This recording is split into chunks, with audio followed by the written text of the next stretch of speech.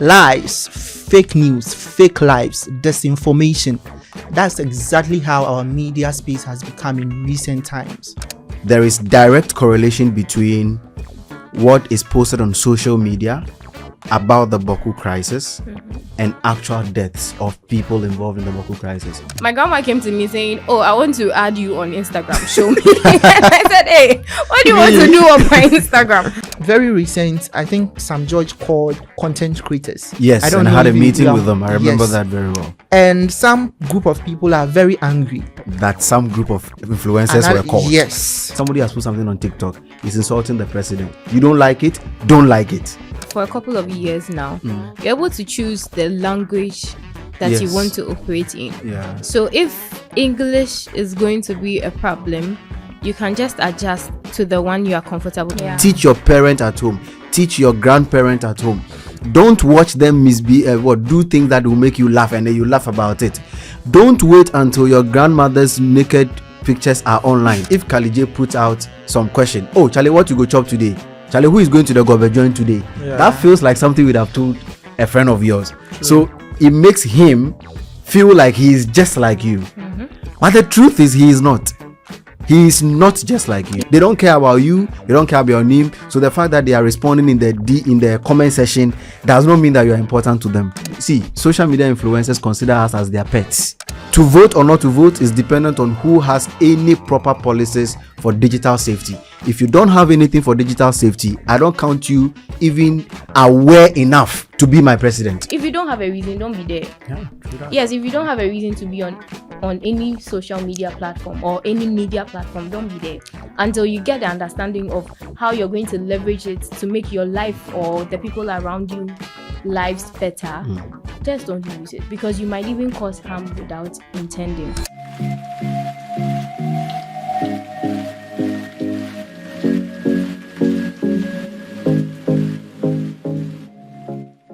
Lies, fake news, fake lives, disinformation. That's exactly how our media space has become in recent times. Very chaotic and manipulative in nature. But fortunately or unfortunately, we can't live without the internet and social media.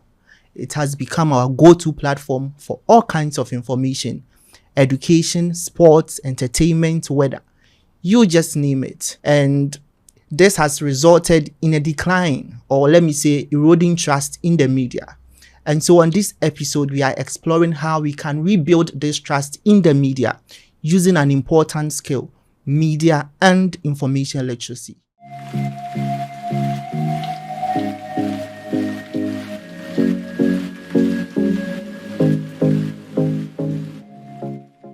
Should I say Akwaba or Obaketu? Welcome you to Penplusbytes MIO Knowledge Hub podcast. Here we dive deep into media and information literacy education. And first things first, let me say thank you to DW Akademie and the German Corporation for their continuous support in making this podcast possible. As always, I'm Manuel, and thank you for tuning in. You can be part of the conversation by following Penplusbytes on all social media handles at Penplusbytes using hashtag MIO Knowledge Hub Podcast. Who knows, you may be wearing a hoodie very soon. I have a gentleman and a lady gracing my studio today. Efo is not new to this podcast, and I also have Naa. Lady and gentlemen, you are welcome. Thanks, Manuel. Thank you. Today we are looking at rebuilding trust in the media because, there are reports indicating that trust is declining in the media, and it's as a result of the rising levels of misinformation, disinformation, fake news, hate speech on TikTok, X, and all of that. First off, let me pick your initial thoughts on this topic. Rebuilding trust in the media. The topic is interesting because it talks about rebuilding, which means that there was trust and we lost it, or we eroded it, or we did something that cost us that trust. And so now we have to work harder to regain. And if you know anything about human life, you know that, Charlie, getting something you had back is more difficult than when you had it. So I sort of am on the fringes, if you want to put it that, when you talk about rebuilding trust in the media.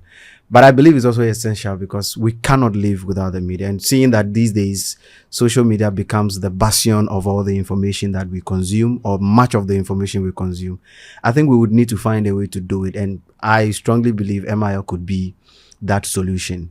But it's going to be tough. It is tough. Let's see if it will be tough. It will be. Now, rebuilding trust. But before we, as Efo said, before we can even rebuild trust, we first need to identify the issues.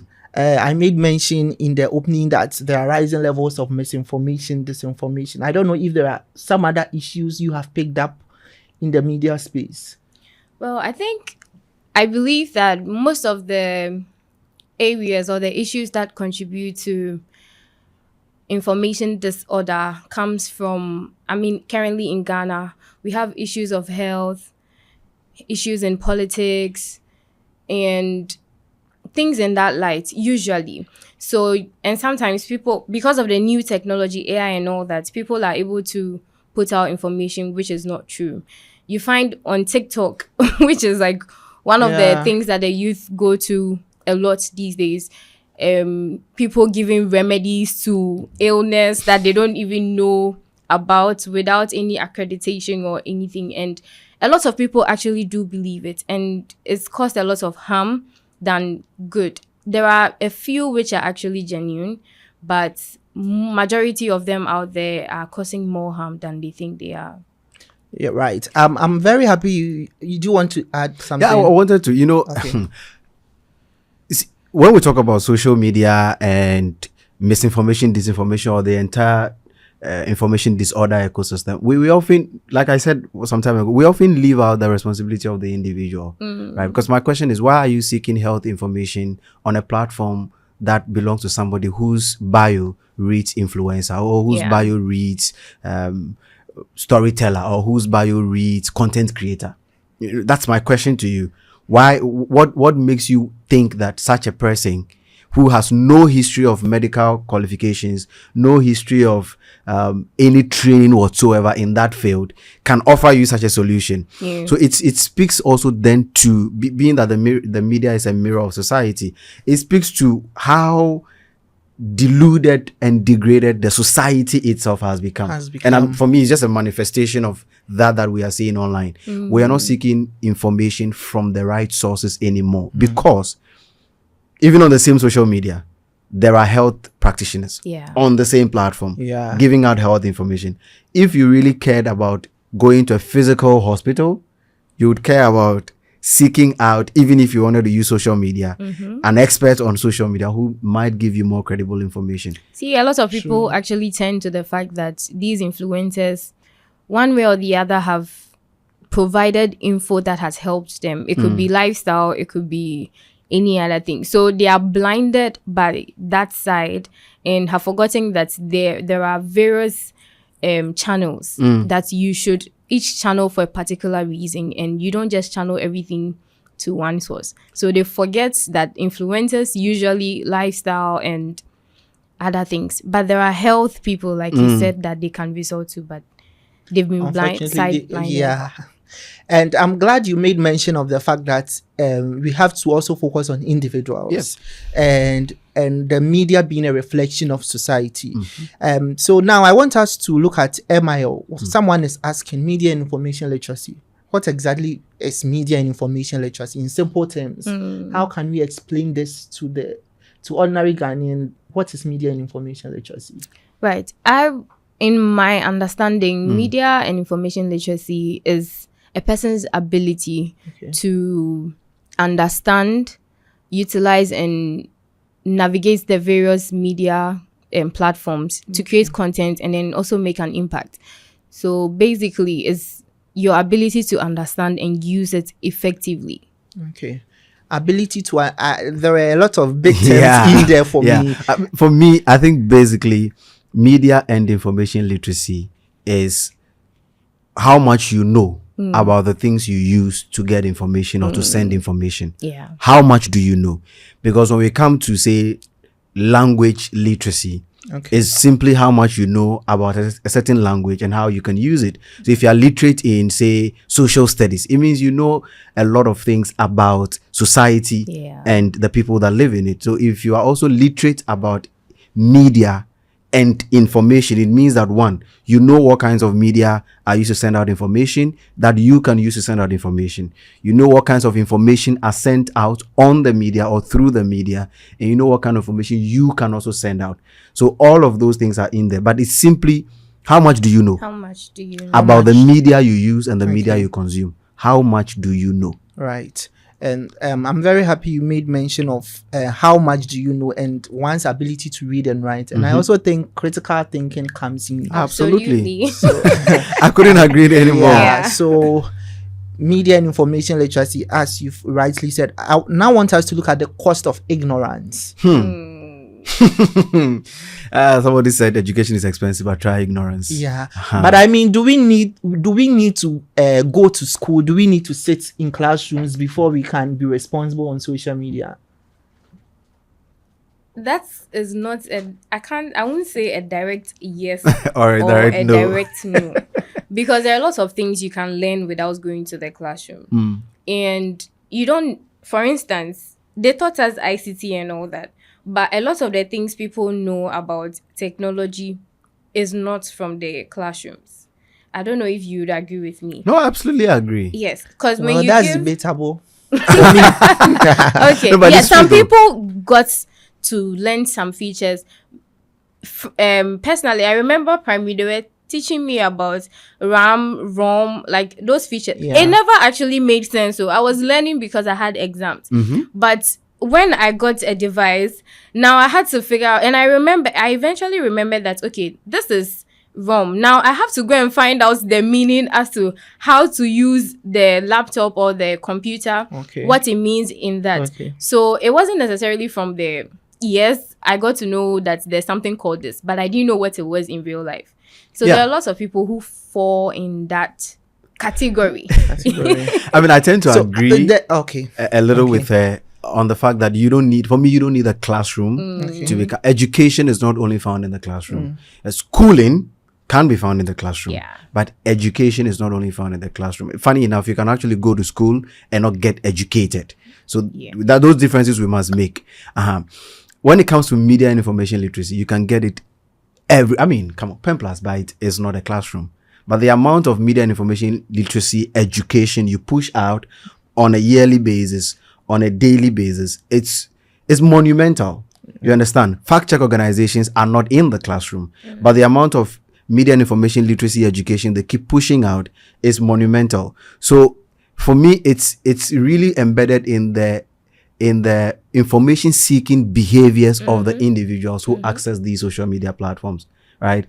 How do you seek information? What is your interest in the information? So that if there's going to be any education, the same platforms that we are bastardizing today for putting out or giving a platform to people to put out hate speech, recently, there was research to show, Ghana Fact did some very good research, fact sheets to show that there is direct correlation between what is posted on social media about the Boko crisis and actual deaths of people involved in the Boko crisis.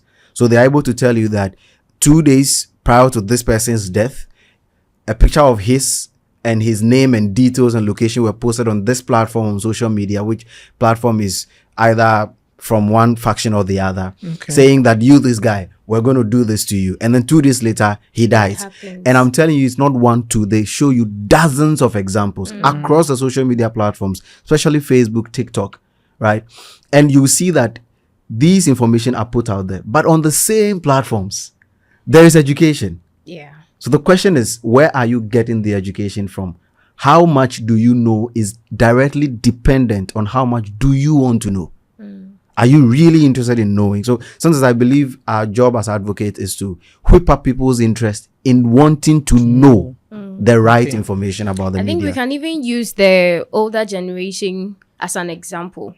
They've gone beyond sitting in a classroom to be taught how to use the various social media platforms. But once they put their minds to it that, okay, I want to be on this platform, see our grandparents these days, I hear a lot of them are on TikTok. Yes, and they know that when you scroll the video, you're going to get multiple videos. Yes. They know that when I swipe this way, it means I'm going to add a friend. My grandma came to me saying, "Oh, I want to add you on Instagram. Show me." I said, "Hey, what do you want to do on my Instagram?" Yeah. You get it. So it doesn't necessarily have to be in the classroom. You can learn it. That's why we have informal, formal, and semi-formal education. Yeah. And then there's also responsibility on the few of us who know. Yeah. To pass on what we know. I think there's so much hoarding of knowledge when it comes to media information literacy education. So you are happy. For instance, I know that our devices are listening to us. I know this is fact. There's a lot of research I have read. A lot of people I've spoken to who confirm that your device, your smartphone is spying on you. There's even a whole documentary on that. I know. It's my job to tell my younger siblings. It's my job to tell my father that just getting a smartphone is not the end. It doesn't end there. That your smartphone is listening to you. And if I have ways to even teach you how to prevent the phone from spying on you, I can teach you. You don't need to go to school for that.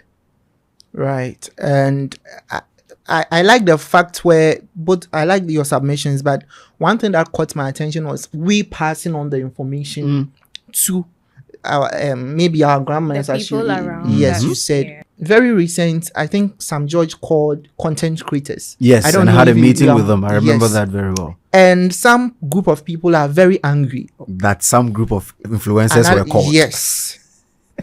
Well, it comes back to. It looks like it's taking us to a different discussion, but maybe we have to go there. Right. So, who then becomes The purveyor. the purveyor? Because now it even becomes difficult in telling who exactly is a content creator or who exactly we should follow or who exactly becomes an authority in that area. Yeah. Because you realize that if we are going by the metrics with which the minister invited those people, you could see that those are people we know globally or nationally to be influencers. They have a particular number of following, but someone is also saying, I mean, yeah, I have 1,000 people who watch my videos. I also have 1,000 or 500 followers, and so if you are calling, you should Manuel, call all of us. This problem, first of all, Okay. even if you have one follower on influencing that. you're influencing that. Influence is not just in numbers. Okay. It's also in the quality and the depth of the influence. Often when we calculate influence, we measure it in numbers, which is great because the literature tells you, in some countries, they count from 10K to 100K. That is micro influencers. Then they count 100K to 500K. That is nano. And then they count all the way to some have macro influencers, multi-macro influencers, 1 million, 2 million. People have billions of followers across multiple platforms. That's all well and good. But though some people have those followers who are actually bots, robots. True. Because they want the numbers to convince an advertiser. So the person might look like on social media they do have the following, but they actually don't have active. So the question is, you have 1 million followers, but when you post within 24 hours, how much reactions do you get? They should be commensurate, right? There are statistics to show that a certain percentage, say between 15 to 25% of your followers would automatically normally like or share or comment on your post within 24 hours. Right. This is still Penplusbytes MIO Knowledge Hub podcast. You can be part of the conversation using hashtag MIO Knowledge Hub podcast on all of Penplusbytes social media handles or pages. If you were talking about individuals taking responsibility for what they post on social media, particularly on TikTok. Yeah. What should they do? How should they do it? Well, first of all, you need to understand what you want on social media. What kind of information are you looking for? Because social media works on algorithms. Right. And algorithm means that it is watching your patterns, following your patterns and finding out what you are engaging with, and to show you more of what you engage with. So know that what you like today, you will get the same thing or a similar thing tomorrow. Okay, so what you share today. If I'm used to liking content on food, you would keep getting The food probability content. that I'll be If you keep getting more watching of that. videos on Okay. dancing, you keep getting dance challenge videos. If you keep watching videos on all these fake acting you will keep whatever you like today, you keep getting more of it. So generally, that's the explanation for algorithm. Yes, Right. that's algorithm. I wanted us to get it right because usually most people don't really understand the it science is. behind algorithms. So Yeah, it's a simple thing to say that if the system is a machine, it only watches what you like, what you share, and what you comment on. It assumes the like and the love emoji or icon on the social media platform.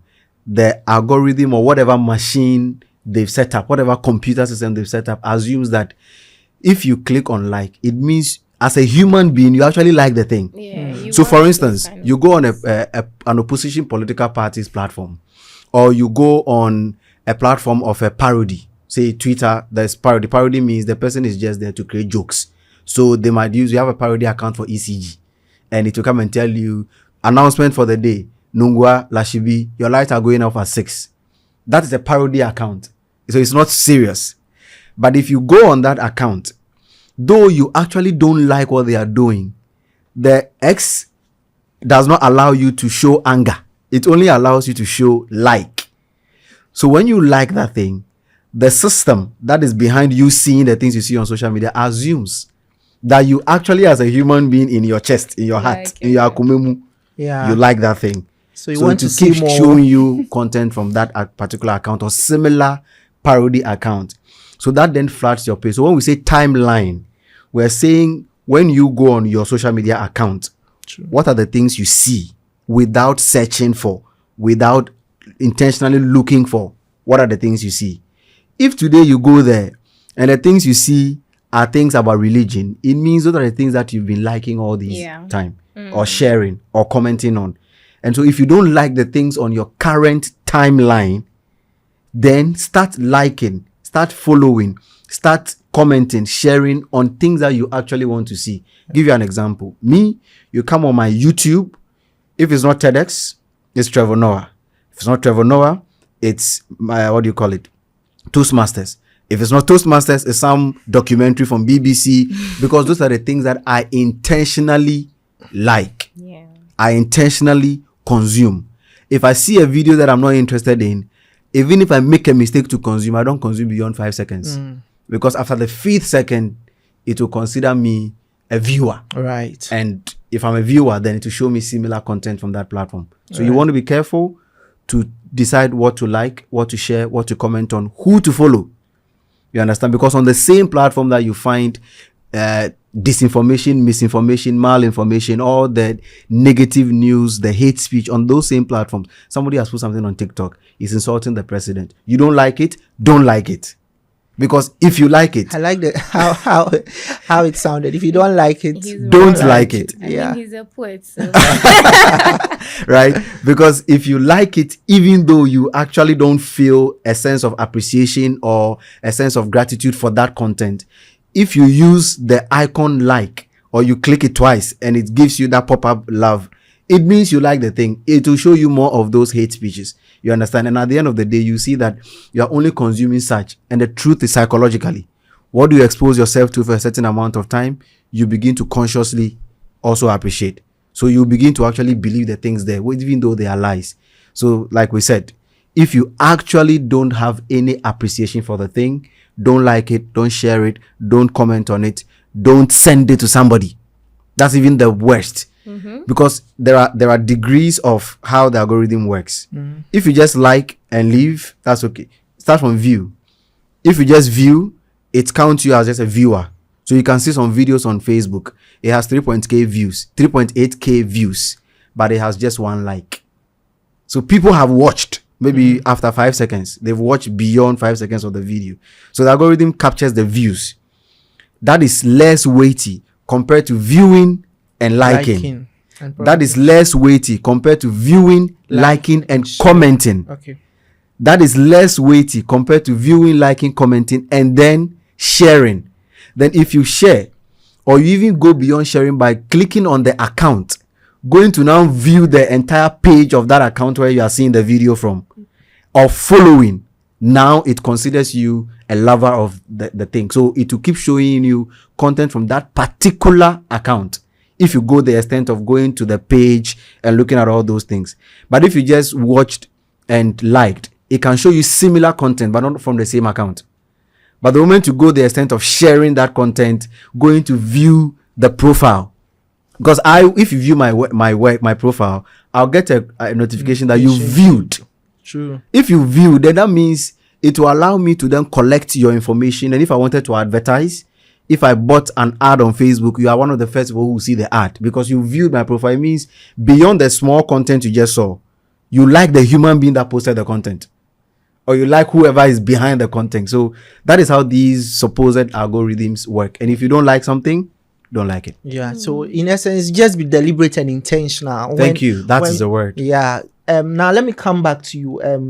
Efo is from what he's saying, he's speaking to the literate people. Okay, that's how I see it. But I'm very much concerned about our grandmothers and the semi-literate Ghanaians, because these days they are the ones causing havoc or involved in hate speech a lot on social media. If you could help us, the semi-literate Ghanaian, the market woman, the watcher seller, how should they go about it? For them, they don't know about I should like, I should comment, I should share, how I'm viewing a profile.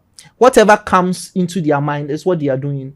But then I want you to help us. I want you to guide us, to guide them, so that at least they can be responsible on some of these platforms. Right. So I'll use myself as an example. Earlier, a couple of years back, where I didn't have much knowledge about any of the social media platforms, my very first one, I believe, was Facebook. I think I was in primary thereabout. Yeah. So I created the account and now I have the account, but how to use it. So for anybody who finds themselves in the position I was a couple of years back, I think for me, I was a bit more cautious because I would not do anything or agree to anything on the platform without understanding what it is telling me. So if you are setting, let's say you are setting a profile picture and you don't know what the profile picture is going to do to you or to the people around you, they'll ask you, you are uploading this picture. Are you once you change it, it becomes, they usually give a notification. Do you agree? Or they'll just tell you, you are uploading this picture. If you don't understand that you are uploading this picture, don't do it. You would eventually, as you explore the page, you'd eventually come to understand. So you will see that someone's picture is on the profile. You tap on it and then there's an inscription, profile picture or DP. Then you know that, okay, so this is what a DP does. If I put my picture there, anybody who comes across my account would see my picture. And if you are comfortable with it, you go ahead with it. Same as TikTok. If you are if you see the live button, you don't just go to live because you are seeing live button. Obviously, if you don't understand that if you go to live, everything you're doing at the moment is going to be exposed to your audience. Real time. Yes, you are going to end up messing up big time. So you need to understand the various features. Explore it. Like, take time to explore all of them. So if it is messaging, take time to explore how that's part of the app works. DP, how does this part work? Sharing, liking, commenting. If I post my comment, you can actually do some settings that prevent certain people from viewing certain things. So it took time for me to do that. And for the various platforms, that was what it took for me. I didn't have to go to any classroom. No one actually took me through. I took time to explore it myself, and it took some time, which is very natural. How long it takes for me might not necessarily be the same period for you, but then eventually you get a hang of it, and that will do for you without causing so much trouble. And let me just try and see if we can put this more in maybe an analogy. Sure. So if you are an adult an older person, you don't have time to learn all some new stuff today, but you have a smartphone and you want to explore the smartphone. You also want to belong. You want to be part of the discussions. That's all good. It's great to be on social media because it connects you. But here's the thing. When you go out to buy a fridge and you bring it to your house, do you just come, plug it, and put things in it? No. Normally, you would take your time and understand where is the freezer, where is the fridge, if it's a double function item, right? If you go and buy a TV set and you bring it to your house, you take time to fix the channels, see what connects to what on the remote. When I press this one, what happens? When I press that one, what happens? That is the process of education. You are learning. It is the same thing with social media. It's what I think Naa is saying. So if you go on the social media platform, take your time to want to understand the platform. You might understand your phone and think that, your phone makes calls. Your phone receives calls. It sends text message. You receive text message. But the platform on the phone is not the phone. Yeah. So though you may know the phone, you don't know the platform. And it's the same way. Though you may own the phone, you don't own the platform. Somebody else owns the platform. You are just a user. Yeah. So as a user, you must be interested in knowing what does on the platform. Some of our parents are afraid to touch our laptops in the house because they are afraid they'll touch something that will destroy the laptop. But they're not afraid to click live and go. Some people go live and their babies are in the background naked. So the point you are making is that maybe afraid is the wrong word, but be weary. Be conscious that the thing that you are holding, which looks like just some funny page on your phone, that thing can lead to the end of your life. And it is not even just saying it. It is just it's a matter of it is happening to people. Yeah. People have committed suicide because they allowed something of theirs to go on social media that they didn't intend to, but they did it because they didn't understand how far it could go. So when you see other people post, you don't post because they've posted. You post because you have something to post that you are ready for the world to hear. Know that as soon as it leaves, as soon as you press send, you are not in charge anymore. Somebody else is in charge, the owner of the platform. My grandma actually, was it last night? She even repeated something like that. So she was on, I think she went on WhatsApp first. She wanted to swap to a different app. And then a notification came asking her to do something. She didn't touch it. She went to my sister first. She was like, now come and look at this. They are telling me I should do this. Can you remove it from there? Because I want to do this. And my sister did it. So she was going back again. And the same thing came back.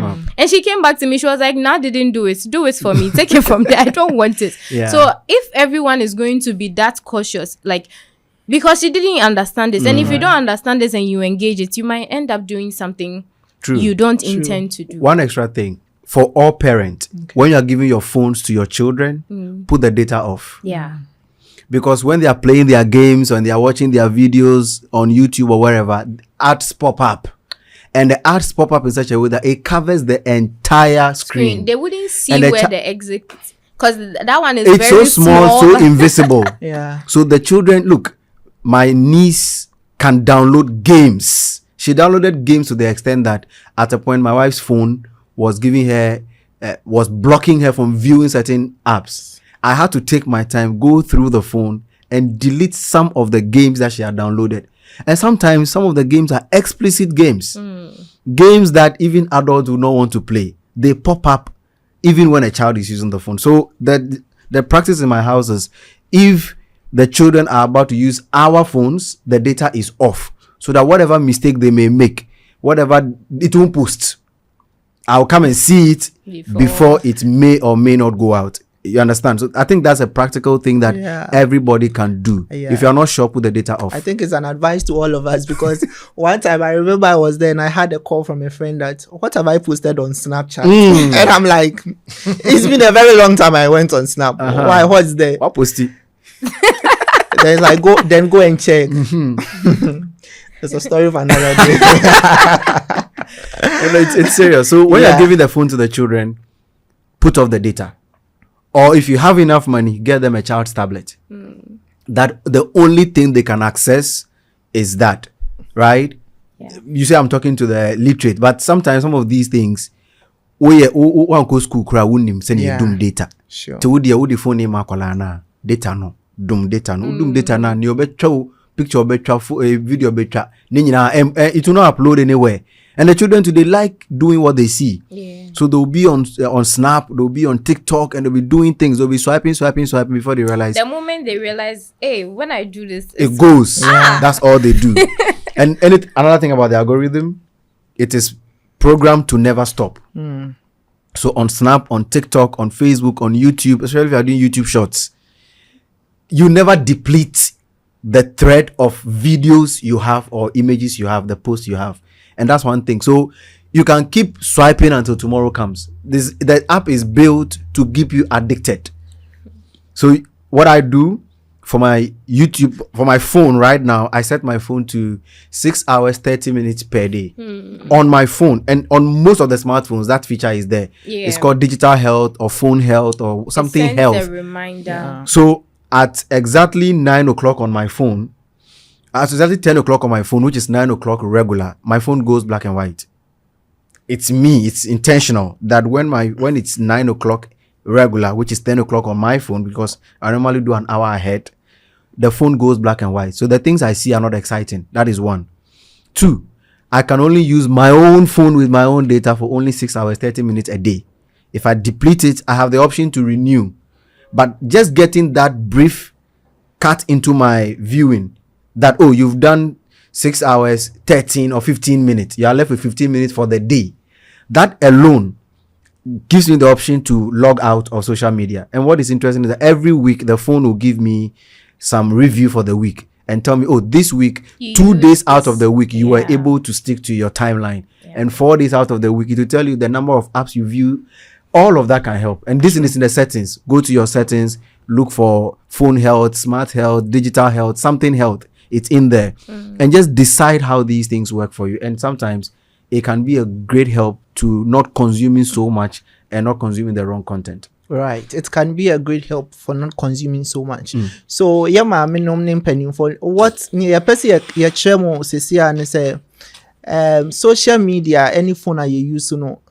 Ade bia yebetimi ato ye boni asuane ye because enema bebre kwaso so a enye atemadidie nyama bebre kwaso a entwa ye man wo society ni mu enti ne ye pa che ne se wo ye bibi na wo nte ase bebra oba wo fie ye pa che ma oba no busa omo be chew enye bibia na ese wo like enye bibia na ese wo share enye comment bia na ese wo comment because sanyo manyo ni nyina emboa society bibi wo hwa forward a wan hwa na obi ampe ana akokosi bibi ewo ama obi ana bufu ana bibi sa I hope say me twi ne help ya but ya be fa ni sa I think these days there are devices that actually allow you to, okay, not these days, for a while, for a couple of years now, you're able to choose the language that you Yes. want to operate in. Yeah. So if English is going to be a problem, you can just adjust to the one you are comfortable. And I know someone who uses WhatsApp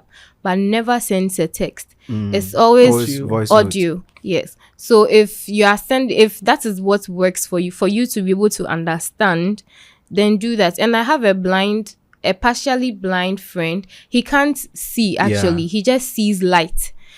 So he uses a smartphone and you'd wonder how they are using it. There's a feature that allows him, when he taps on A, It will he has to, the sound comes that you are tapping on A. Do you want to continue? So if you want it, you double tap it. But if you are not sure, you just tap on one. So if it is the audio that would help you, you can just make your phone, set up your phone or your device in that way Brilliant. to assist you And navigate. to add to that, it is our job. Like, I can't say this enough. So if your mother has paid, your father has paid, some organization has given you scholarship to go to school, it is your responsibility, your obligation to learn these things and teach others. Yeah. Teach your parent at home. Teach your grandparent at home. Don't watch them do things that will make you laugh and then you laugh about it. Don't wait until your grandmother's naked pictures are online. These new social media apps that have come, take a picture and see how you look if you are 60 years old, or if you were filters. Those, don't use them, because see, not the filters in Snapchat and TikTok. I'm talking about actual games that people play. So they'll play a game. When will you get married? Who will you get married to? They call it a test. Usually on Facebook and Instagram. So it comes as an ad. Whilst you're going through the stories, it tells you that take 60 seconds or 60 minutes to take this test. It would show you what's your match, or how your future is going to be, or it would show you who you really are. Right. And a lot of the times you are actually selling out your information. Absolutely. Which Absolutely. can And lead to the a truth lot is, most of the time the problems. result is not true. The result they give you, I've seen plenty of people post screenshots of their result Yeah. and say, me, because they know what the thing is telling them is not Yeah, true. it's But the absolutely thing not is, true. you have gone through it already, and your data is gone. Your name, absolutely. your behaviors on social media, the things you like, the things you don't like, your bio, all of those things take are your gone. dates as intimate as your date of birth, like personal information and all Then that. when we finish, we are now wondering, How how your did the info politicians get our number to text us? Because these are the things they use. Yeah. They buy data from these. They are called data miners. Yeah. Their job is to mine data. They are like those who mine galamsey. Their job is to mine the data. And how do they mine it? They create these games and tests, which then go around. When the more people that participate in those tests and games, the more data they have. Now they package that data and go and tell some politician that, I have data of 500,000 of your potential voters. These are their social media names. These are their phone numbers and all of that. If you want, I can send bulk SMS for you at this amount. If you want, I can put out an ad and they will all see it, even on their smartphones, even if they are not online at that time. And they sell these things and the politicians pay for it. And then you only become a source of data. So when you see the text, vote for this. Today you are going to the polls. Remember me. And you are angry. Be angry with yourself too, in addition to being angry with the system, because you saw that ad. You know you didn't need a test, but you did the test. And you were not happy with the result, but you only ended up selling your data. Well, while we are still at that, I believe that being cautious is actually being intentional, because a lot of people, after they see the consequences of whatever has happened, they are like, oh really, like they're not really, there's no sense of urgency to they say, don't- something must be wrong here. exactly. For instance, a lot of people received that text you just spoke about, but they didn't care enough, they weren't bothered enough to actually find out, or to think that, hey, how did this politician get my details? Or they just say it and then like they feel considered or important. Hey, even this person reached out to me, so then they are influenced, which is And a the way they of get happy when they see those messages. I see. Exactly. Yeah, there are people. There is who something do called that. parasocial relationship, which is how influencers get us. Okay. What influencers do that celebrities are not able to do, is that celebrities are high-ranking people in society, public figures, right? So we like them for what they do, not for who they are. So you like whatever celebrity you are following now. You like them because they are a musician, an actor, an actress, a public figure, a pastor, any of those. So that's why you like them. So they are celebrity. We celebrate them. True. For influencers, as in social media influencers, the literature says they are not there. They don't connect with us based on that popularity.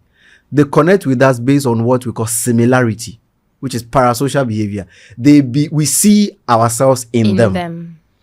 When they do that, that's why they put out, for instance, if Kali J puts out some question, Charlie, what you go chop today? Charlie, who is going to the government joint today? Yeah. That feels like something we'd have told a friend of yours. So it makes him feel like he is just like you. But the truth is, he is not. He is not just like you. He knows what he's Was doing. that a mind game? It is a mind game. It And is. maybe even they themselves, some of them may not know. But they learn from those that they've learned from over the years, and they do it because some people have done it either in Ghana or outside Ghana, and it's worked. So they pick up those tricks. They may not know the psychological theory or anything behind it, but the truth is they do it and it works. Persuasion and social influence. Right. But he's not like you. Why is he not like you? Because that guy can take money from his pocket and spend 5,000 Ghana on food. Can you? He can get up and meet with the ambassador to Ghana's, what do you call it? The way Canada's you said, ambassador. "Can you?" What if I've been spending 10,000? No, not Well, you. okay, I pointed to the Not wrong you. place. Let me point to the marks. But you get the idea. I know. You who is watching us right now, can you honestly take 5K and spend this weekend and be okay and still have your be Normal able to life smile? goal. Can you smile afterwards? You understand? He can. And okay. All these guys who are Yeah. betting, what they are betting, but they are, and you are betting, but the degrees are different. Definitely. Yeah. And you must know that though you see a similarity between you and them, they see you as data. They only count you as a number. You are only one of their followers. So they will count, oh, I have 1.1 million followers on Twitter. That's all. They don't care about you. They don't care about your name. So the fact that they are responding in the comment section does not mean that you are important to them. It only means that they want to keep, they are petting you. See, social media influencers consider us as their pets. They need to pet us to remain part of their following so that they can keep using us to get their numbers. That doesn't mean they are bad people, as in human beings. That is their job. So you too be aware that you are just a number for somebody. So that when you are following them and they do, like you're saying, some people receive a text message from a politician and they feel important. You are not important. The truth is, They don't even know the you. politician doesn't even know that you receive a text message. Yeah. They only know that, 10,000 people in this constituency have received a text message from me. But they don't know you as an individual. So don't feel important because you received those texts. Rather, question how they got your number. Because if you receive, that is the same way a fraudster will text you about your Momo. If you saw a fraudster's message about your Momo, would you feel important? No. It's the same way when you see a politician or a business. Sometimes not only the politicians, businesses also do it. I did a study, an investigative story somewhere 2023 where the National Service Scheme Authority was giving out our data, National Service personnel's data, to vendors. That is why when you start national service, which you start soon, you will get text messages from vendors selling fridge, selling mattress, selling all kinds of things. You got it? Or you might know people who got it. I think I did. And when we got those things, people didn't question it. Like, why am I getting a text message from a random mattress vendor somewhere who doesn't know me? How did they even know that I'm about to start my NSS? They even greet you, congratulations on starting your NSS. How do they know this? Because somebody has given your data out. Yes. And so when you are filling forms, be careful. If the place you are filling the form, they don't need your phone number, and they put place for phone number, don't add it. Ask them to make it able to allow you not to send in your phone number.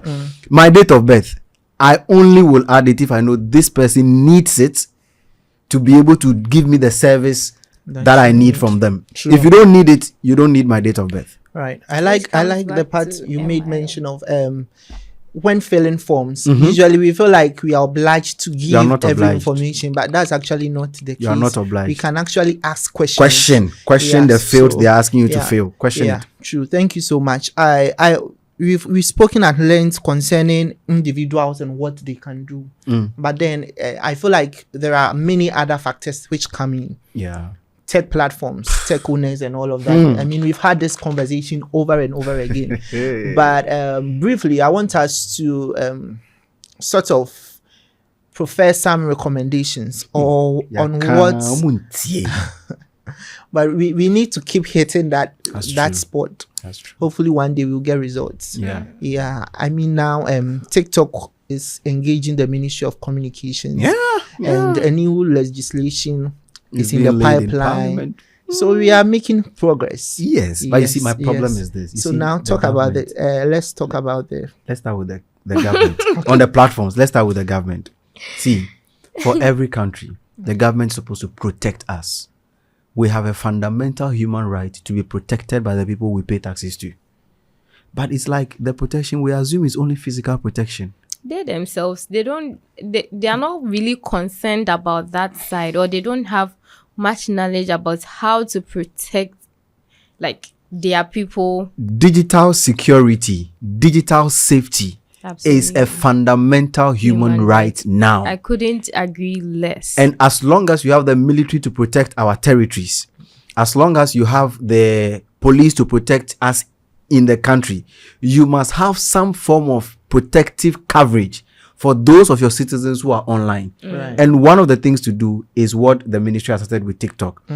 Talk to the platforms. In the US, the US, is this their Senate or the other, their lawmakers in general, have pushed for the platforms to not be able to allow their citizens to see certain content. In China, you can't be on, is it Facebook or WhatsApp? One of them or both of them don't work. I think China, you don't use WhatsApp. In China. Why? They have their own platform, WeChat. That, and I'm not saying the platform should be censored. I am saying our government should be interested in ensuring that what we consume online, what we do online, is in tandem with the development agenda of the nation. Because you can build all the hospitals, you can build all the roads. If the citizens are we are becoming dumber and dumber and dumber because of the content we consume and the content we produce, we will not even make use of the hospitals we are building. You understand? That's a profound statement. But that's the truth. So the government must be interested. For me right now, to vote or not to vote is dependent on who has any proper policies for digital safety. If you don't have anything for digital safety, I don't count you even aware enough to be my president. Because the Gen Z, the Gen Alpha, the Gen X is not looking for a president who is only interested in building roads or building hospitals, though those are great things. In addition to those things, we also need a president. Today's Ghana, today's Africa needs ministers, presidents, parliamentarians who are aware of digital safety and have policies on how to keep their citizens safe online. So that for me is the beginning. Before we can talk to Facebook and TikTok let me and allow the rest. Naa to come in. I don't know if you have any other thing you would Yeah, want I just wanted to add up. So when the whole conversation about technology and digital era came, everyone has been talking about the fact that we have moved from the old stage, we've come to a new stage. What a lot of people, many people didn't consider is the consequences of that new movement that we have. Because believe me, in fact, everybody knows that everything that has positive does have a negative. So we were looking at misinformation, disinformation and all that. But like you said, digital rights is actually a fundamental human right in Ghana. And there are measures that if digital rights is being taken seriously, we can curb information disorder on digital platforms. Because it is when your rights are being infringed upon that would lead to these things. So perhaps someone can be blackmailing you because of an information that they have, which can be malinformation because they intend to cause harm with the information that they have acquired through the digital platforms. And you have the right to fight against it, just that you don't have the knowledge on how to fight against it or even seek for redress. So all these things actually do need to be factored in too. If we're looking at information disorder in a broader way, the whole broader picture of how to curb it or even like take it out of our system. Right. And I think that the National Commission for Civic Education, NCCU, must stop only telling us about the Constitution. The Constitution, they are doing reform or whatever discussions they are having. So we need a lot of information, as in national civic education must also include digital rights and digital safety education. It shouldn't be limited to just when COVID came. I mean, the NCC was all over the place, educating people on wear your nose mask, do all of these. There was no information from the NCC in which I heard them talk about, online, don't believe things that people post. No, there was nothing like that. I was wondering, are you sure it is the nose masks that we are not wearing that is spreading the fear and panic? Or is it the information we are consuming from somebody who says, me a doctor, me figure na me ba UK. They say no send a tier no me ko bibria and a hotel. But the NCC didn't make any comment on that. So I was wondering, what is our tax cities being used for? You understand? So when we talk about the government, Ministry of Education, National Communication Authority, National Media Commission, we're talking in the S02E04 government, we had Ministry of Information. Now we have government communications and something. All of those are great. The NCCE, all of these platforms. And I think beyond them, every association, every professional group, National Medical or Doctors Association, all these professional groups, IPR, GJ, they should all, when it is MIO month, October, MIO week, when do we have it? Normally October or September? Next week. It starts next week. That within that week, if I were the president, all of these associations should earmark some budget and support some project in MIL education, or they themselves establish a project in MIL education. We treat this media information literacy thing as if, it is for some CSOs, it is for some NGOs. The day it will happen, look, I'm telling you that now we know that posts on Facebook, TikTok, Twitter have led to actual death and escalation of the Boku conflict. It's a fact. Yeah. Don't joke with this thing. Let's not play with this thing. If the government, for me, Parliament will not take these things seriously, they'll be arguing about frivolous things and making fun and becoming comedians in Parliament. It tells you the caliber of people we have. But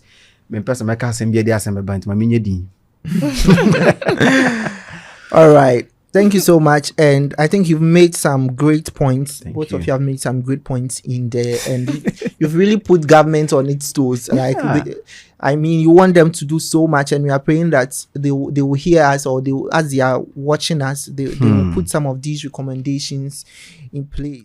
So now let me pick your final thoughts on this topic.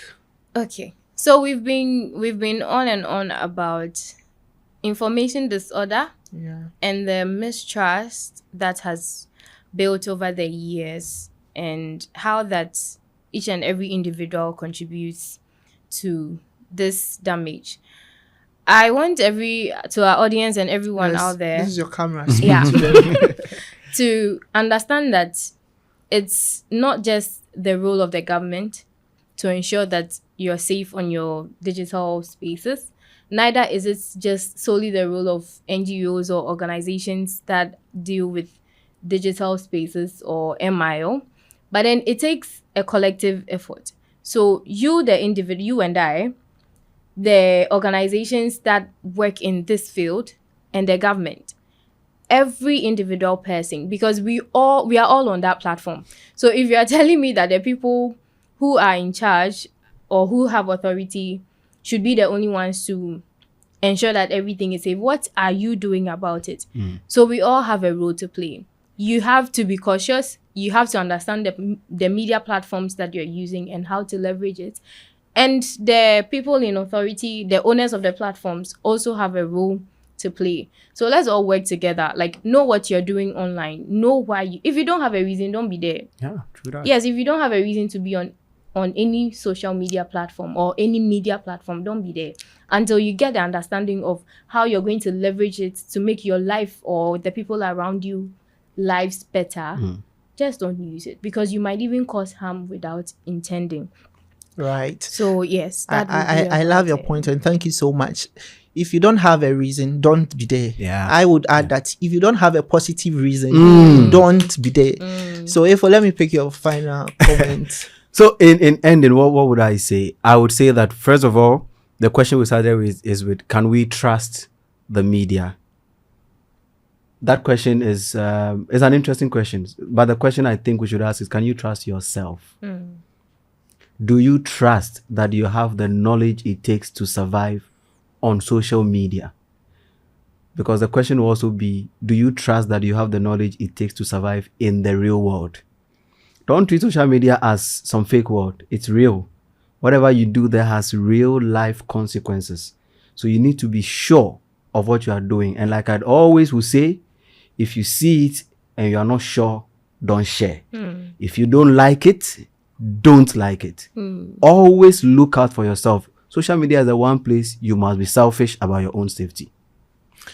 Thank you so much. Be very selfish about your own safety. If you are not too sure, don't share it. You can always cross-check with other people. You can cross-check with your mother or your parents, your siblings, whoever you have available, just make sure you be a responsible digital citizen. We are not asking too much. We just want to make sure that all of us stay safe whilst we are going about our daily activities on these platforms.